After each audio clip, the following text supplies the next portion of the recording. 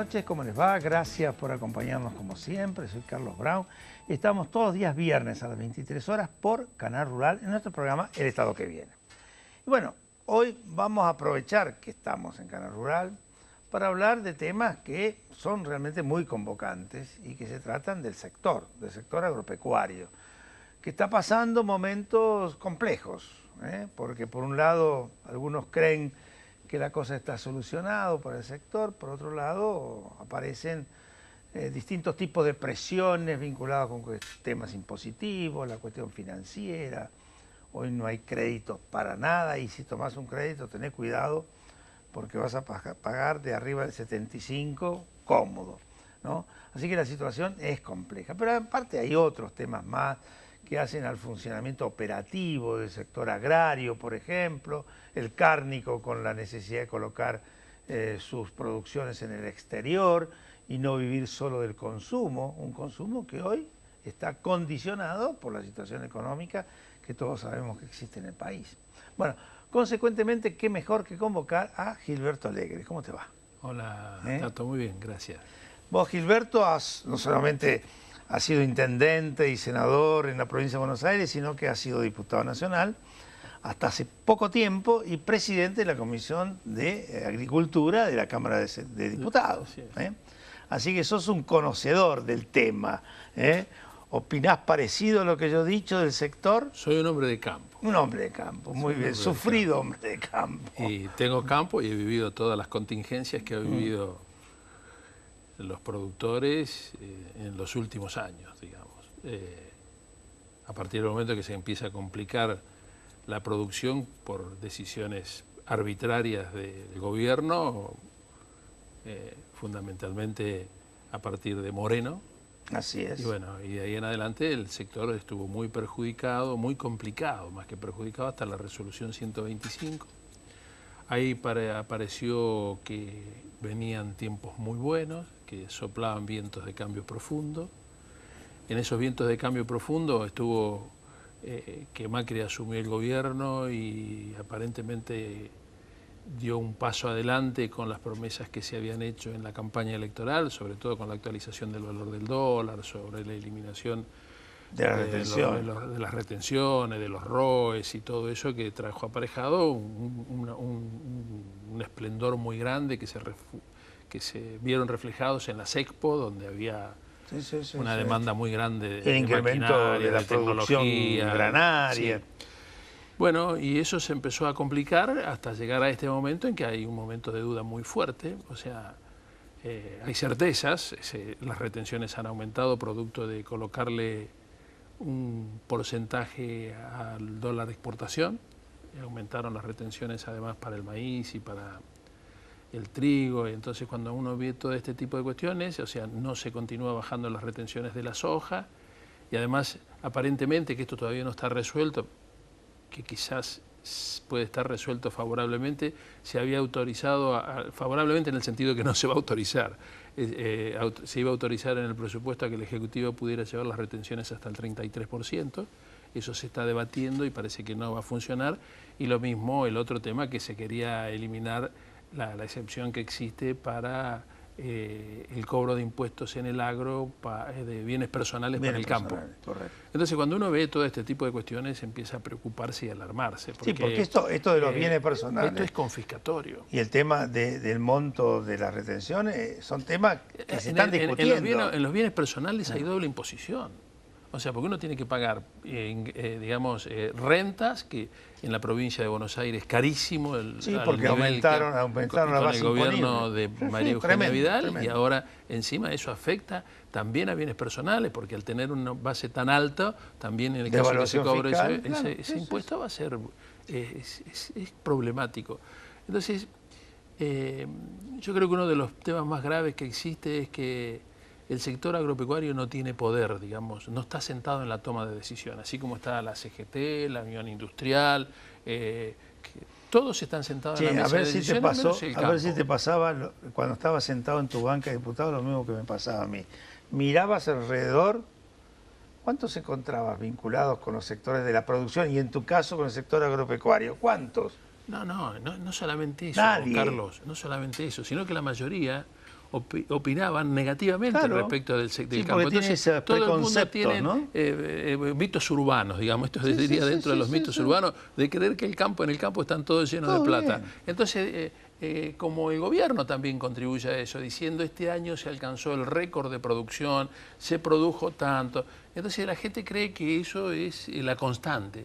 Y esa construcción de esos volúmenes enormes que son récord año tras año, menos estos últimos tiempos por las inundaciones y por la sequía, están basados en grandes productores, pequeños productores, medianos productores y a productores que les va bien y a productores que les va mal. Aparte, la cantidad de gente fundida que hay. El costo de todo ello. Claro, la cantidad de gente fundida que hay detrás de todo eso es enorme. Yo siempre digo, cuando nosotros hablamos de las retenciones, lo que la gente del pueblo, digo yo, la gente de la ciudad, tiene que tener presente que la retención no es un impuesto. O sea, supongamos que para producir 1 hectárea de soja hay que invertir 2.000 kilos de soja. Vamos a hablar, 2.000 kilos de soja cuesta sembrar 1 hectárea de soja. O sea, uno para tener rentabilidad tiene que sacar más de 2.000 kilos. 2.000 kilos. Que los 2.000 kilos no es lo mismo en la zona núcleo, que puede ser en la zona de Pergamino, que en la zona de General Pico La Pampa, por decir, no es lo mismo. La inversión es la misma, pero los fletes son distintos, los suelos son distintos, los regímenes de lluvia son distintos. Los rindes son diferentes. Supongamos que tiene un mal año, no pérdida total, sino saca 2.000 kilos de soja. O sea, lo que invirtió fueron 2.000 kilos de soja para sembrar. Lo que le dio el campo fueron 2.000 kilos de soja. Y sobre esos 2.000 kilos de soja, el gobierno le saca el 28%, el 28%. Entonces, ¿cómo es esto? O sea, no le está sacando sobre la rentabilidad, le está sacando sobre la producción. Estás olvidando del resto de los impuestos. No, pero estamos... El inmobiliario... Sí, no, estamos hablando solamente de este punto de indiferencia. Es decir, a mí me cuesta 2.000, saqué 2.000 kilos, pero los 2.000 kilos el gobierno me saca por las retenciones parte de lo que produje. O sea, el costo mío nunca va a ser 2.000, siempre va a ser algo aleatorio. Entonces, la gente tiene que entender que el impuesto, las retenciones son confiscatorias. Que se cobre sobre la rentabilidad, sobre la ganancia, nadie puede decir nada, pero no se puede cobrar un impuesto de esta naturaleza. Se discutió esto en la Argentina. Toda la gente de Cambiemos estaba totalmente de acuerdo que esto era confiscatorio y que había que avanzar. Les apretó el zapato. Pero bueno... ¿Y por dónde salieron a buscar? Yo estaba en el Frente Renovador, estoy todavía en el Frente Renovador. Me tocó la responsabilidad de elaborar el plan agroindustrial de Sergio Massa. Hicimos un plan, nos acompañó gente de todas las de universidad, estuvimos con todos los referentes de todos los sectores, hicimos un muy buen programa relacionado con el campo. Me tocó debatir en numerosas oportunidades con gente de Cambiemos relacionados con este tema y coincidíamos absolutamente en casi todo. Y mucha gente de los sectores productivos, el caso de maíz, recuerdo, no planteaban sacar las retenciones instantáneamente, planteaban actualizar el valor del dólar y después empezar a sacar las retenciones progresivamente. No se hizo nada, se tomó una decisión de golpe absolutamente, si se quiere, irresponsable, y hoy en día estamos pagando esas consecuencias. Vamos al primer corte y seguimos. Adelante, señor director.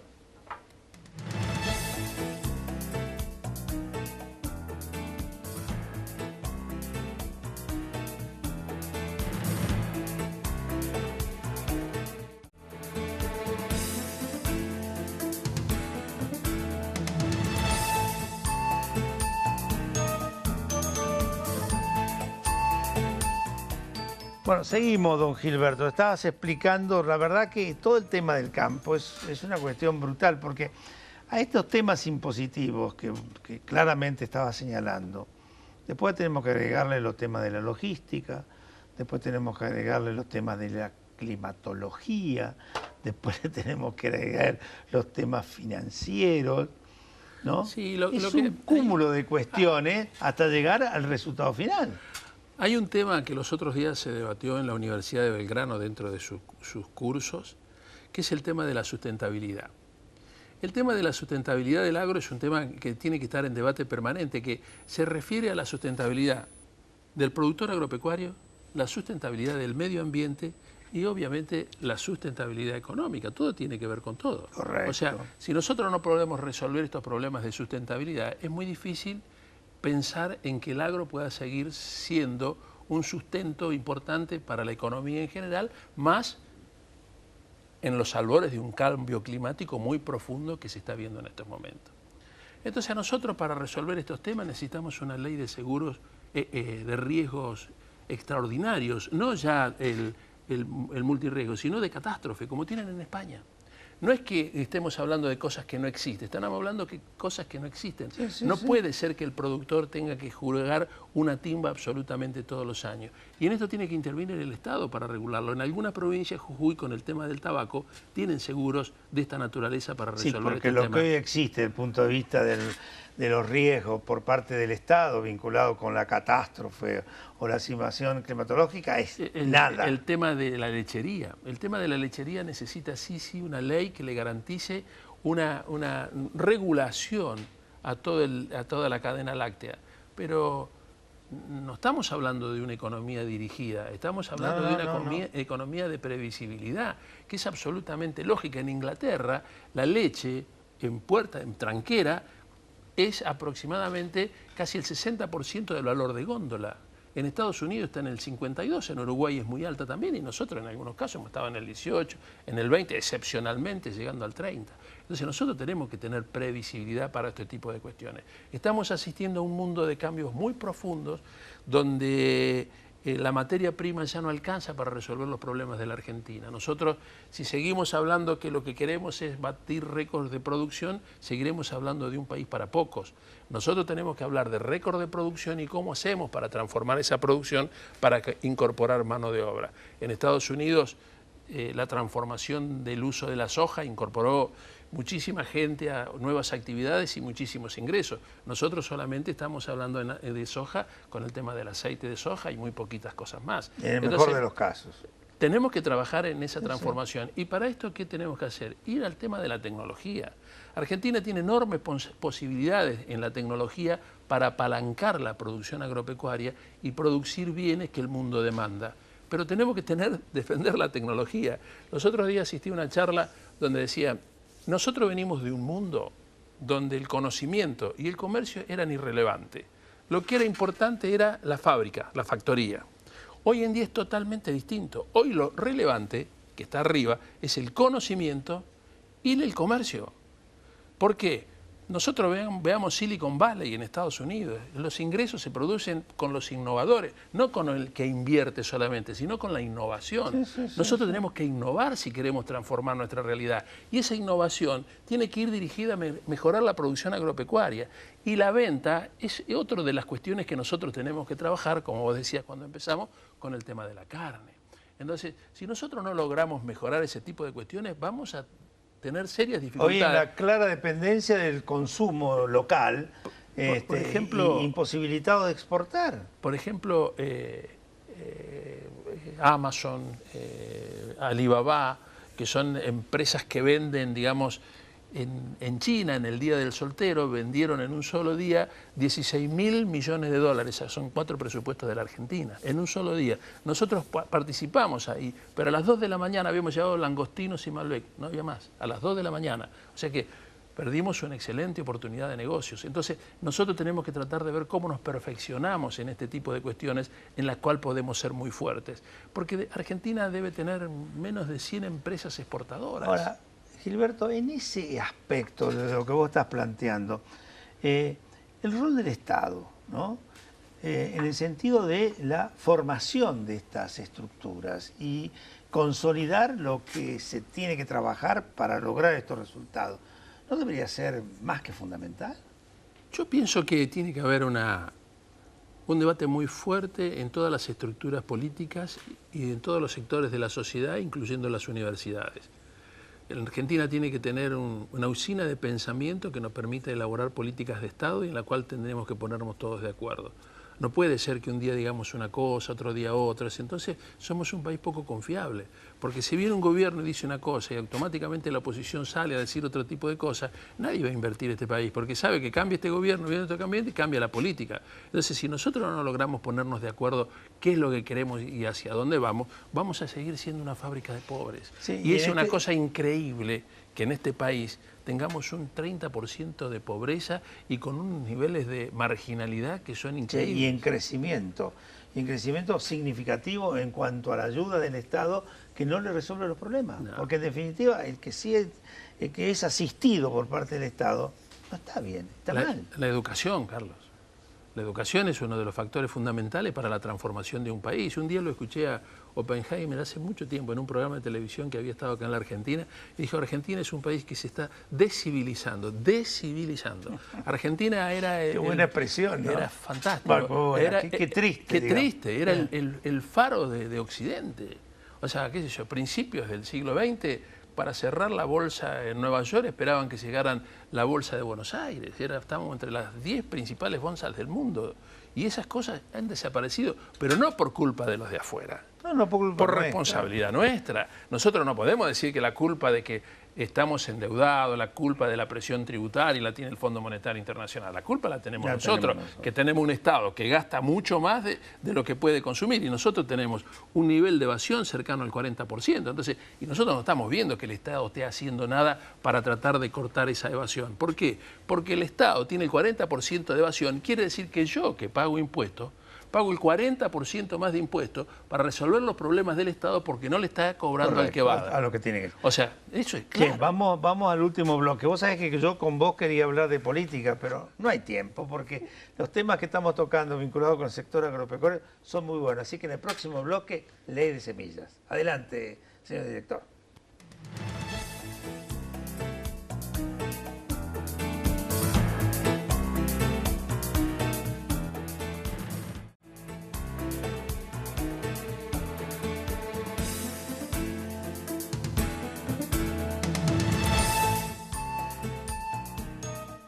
Continuamos. Habíamos dicho recién, ¿no? Me hubiera gustado hablar de política, porque los dos somos políticos, pero los temas que estás tocando son tan trascendentes. ¿Qué es hacer política? Política de Estado. Política de Estado. Contame, ley de semillas. Yo sé que sos un hombre que lo ha estado analizando, que lo ha estado estudiando. Has participado cuando fuiste presidente de la Comisión de Agricultura y estás en este momento haciendo algunos trabajos. Y tenía un proyecto. Tengo un proyecto de ley. Bueno, el tema de la ley de semillas es parte de lo que nosotros hemos hablado de la tecnología. Cuando nosotros hablamos de la ley de semillas, lo que estamos hablando... hay dos tipos de semillas. Una semilla que se llaman alógamas y otra que se llaman autógamas. Las semillas alógamas no se reproducen a sí mismas. Entonces, caso el girasol, el maíz. O sea que todos los años, si uno quiere sembrar maíz, tiene que ir a comprar la bolsa de maíz. Correcto. O la bolsa de girasol, por nombrar No alguna. hay bolsas blancas. No hay bolsa blanca. Las autógamas se reproducen a sí mismos. Entonces yo planto una semilla de soja, esa semilla me da un grano, ese grano conserva las mismas características que la semilla que implanté. Entonces yo puedo tomar esa semilla, volverla a plantar y me va a volver a dar otro fruto. Entonces esa tecnología que yo le incorporo adentro de esa semilla, no lo puedo pagar bajo el pretexto del uso propio. ¿El uso propio qué es? Que yo puedo usar mi propia semilla. Eso hay un organismo internacional que tiene dos convenios grandes, uno creo que es el 78 y otro es el del año 91, que se llama UPOP, que autoriza el uso propio oneroso. Esto quiere decir, yo tengo una semilla y sobre esa semilla está incorporada mucha inteligencia que se la dio el obtentor. Cosa que, perdón, muchos de nuestros televidentes, no los del sector agropecuario, no saben que una semilla es un conjunto brutal de tecnología. Es un chip. Es un chip. Adentro tiene incorporada muchísima inteligencia. Entonces, por eso no hay más producción primaria. Los obtentores lo que quieren es que le paguen la inteligencia que le incorporaron a esa semilla. Correcto. Y es lógico. Entonces, por supuesto, la ley prevé las economías familiares, que no se les cobre, que no se les cobre a las economías de los pueblos originarios, pero la economía que se utiliza para producir cada vez más hay que pagar. porque si no nosotros no vamos a tener tecnología. Nosotros la tecnología en la semilla la vamos a pagar sí o sí. ¿La hacemos nosotros, nuestros propios investigadores, o los hacen los investigadores de afuera? O sea que hay intereses muy grandes. Si la hacemos nosotros, generaremos trabajo de calidad, bien pagos y dentro de la Argentina. Si la hacen afuera, nosotros compraremos la semilla y habrá un giro de dinero hacia afuera por el trabajo y haremos que nuestros hijos, nuestros nietos, nuestra gente de campo, nuestra gente de trabajo no gane dinero. Es un tema muy sencillo, pero hay muchos intereses creados para que estas cuestiones no ocurran. Yo un día escuché a un ingeniero que tiene mucha trascendencia en el INTA, fue funcionario, y lo explicó de una manera muy sencilla y muy linda. El día que hicimos la jornada se hizo el día de Santa Cecilia, el día de la música. Ah, sí. Y él dice, a mí me gusta mucho la música. Y dice, los acordes están en la naturaleza, no son de nadie. Los acordes están en la naturaleza. Los ruidos que uno escucha, los pájaros, los golpes, todo, no son de nadie. Pero si hay alguien que logra unir esos acordes y hace una melodía, ya la melodía no es de la naturaleza, la melodía es el que la hizo. Entonces el que hizo la melodía graba un disco, lo pone a la venta. Voy, compro el disco y pago todos los derechos de autor, todos los demás. Yo lo puedo escuchar ese disco en mi casa todas las veces que yo quiera. Ahora, si yo quiero ganar plata con el disco que hizo el autor de la melodía, va a venir Sadaí, que es el organismo que se encarga de eso, y voy a tener que pagarle. La semilla es así. Yo puedo hacer uso propio de la semilla, puedo comprar soja, darle de comer a los pollos, a los chanchos, yo no tengo que pagar absolutamente nada. Ahora, si yo quiero producir semilla para ganar dinero vendiendo y comercializando en el mercado, le tengo que pagar al que me permite obtener una buena rentabilidad en mi campo producto de esa semilla. Contame, porque nos quedan pocos minutos. ¿Cómo está ese tema? Ahora se está debatiendo nuevamente en la comisión, haciendo lo mismo que hicimos nosotros vez anterior. Yo imprimí un libro, tenía un librito que lo presentamos en la Universidad de Belgrano, y bueno, se está debatiendo exactamente lo mismo que ya se debatió. Todo el mundo dice que la ley de semilla tiene que salir, pero no sale. Para hacer un ejemplo, nosotros dijimos las semillas alógamas, todos los años hay que hacer semillas nuevas. Si nosotros tuviéramos que hacer lo mismo con las autógramas, todos los años semillas nuevas, generaríamos más de 50.000 puestos de trabajo. ¿Por qué decimos esto? Porque para generar semillas alógamos todos los años, generamos más de esos puestos de trabajo. O sea, si nosotros las autógramas hiciéramos lo mismo, tendríamos que generar muchísimos puestos de trabajo y muchísima inversión. Pero tenemos que tener presente que la semilla no es solamente la soja y el maíz. Está la semilla de tomate, está la semilla de garbanzo, está la semilla de las plantas de eucaliptus, de pino. Semilla es todo. Para darnos una idea, Chile exporta por año de producción de semilla, y no tiene soja, no tiene maíz, 500 millones de dólares. Argentina exporta aproximadamente de producción propia 1.000 millones de dólares. Con la extensión que tenemos y con la variedad de cuestiones que tenemos. La exportación de Argentina son 2.000 millones de dólares, pero de producción propia son 1.000 de nuestras empresas. El resto son de empresas transnacionales. Entonces, ¿por qué nosotros no podemos resolver esta cuestión? O sea, nosotros, el día de mañana se junta, como ya está ocurriendo, una empresa productora de químicos junto con la de semillas, nos bloquean la venta a la Argentina y no podemos hacer absolutamente nada. Eso se llama soberanía, porque todo el mundo habla de la soberanía alimentaria, que no hay que pagarla. ¿Cuánto tiempo hace que estamos discutiendo la ley de semilla? Y la ley de semillas que nosotros tenemos es del año 73. El primer acuerdo de UPOP es del año 98, creo que es, o 78. El primer acuerdo. Todos los países de Latinoamérica no se incorporaron a UPOP 91, creo que fue el último, pero sí casi todos se incorporaron muchas figuras que tenía la ley antigua. Nosotros no hemos logrado resolver esa cuestión. Después hay otros temas como son la identidad génica. ¿Qué es la identidad génica? Yo, obtentor, desarrollo una semilla que tiene una determinada característica, ¿sí? Esa semilla después la toma una empresa transnacional, le hace una modificación y la patenta. Si nosotros tuviéramos reconocida la figura de la identidad génica, esa empresa transnacional que copió mi semilla para obtener una semilla superior, debería pagarme a mí lo que yo produje. Como no está establecido en la ley el tema de la identidad génica, hoy en día eso se roba. Don Gilberto, vamos a tener que terminar, pero qué bueno lo que estás explicando. El mundo hoy en día avanza a lo que se llama el... Bueno, ya está. No, decí lo último, dale. No, está bien. Es medio largo. Sí, porque vamos a meter en otro terreno que no vale la Gilberto, pena. me quedaron dos temas. Sí. Primero, la profundización de todo esto, que realmente es interesante. Yo diría casi que el tema semilla es para un programa solo. Y el tema político. Así que te vamos a invitar otra vez. ¿Cómo no? Muchas gracias por venir. Gracias. Muy amable. A todos ustedes los esperamos el viernes que viene.